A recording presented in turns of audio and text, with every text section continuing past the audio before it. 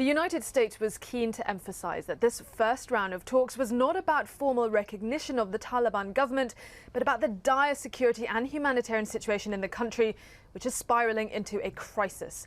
As foreign nationals left, so too did international aid that made up 75% of Afghan public spending.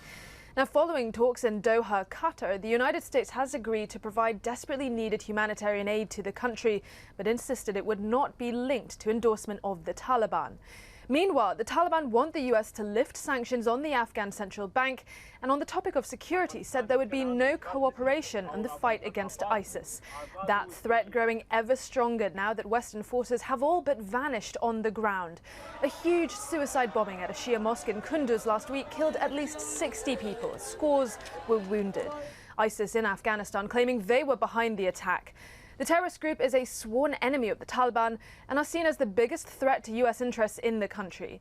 Now, while vast differences remain, after this initial round of dialogue, the US characterized the talks as candid and professional, reiterating that the Taliban would be judged on their actions, not just their words. Julia McFarlane, ABC News, London.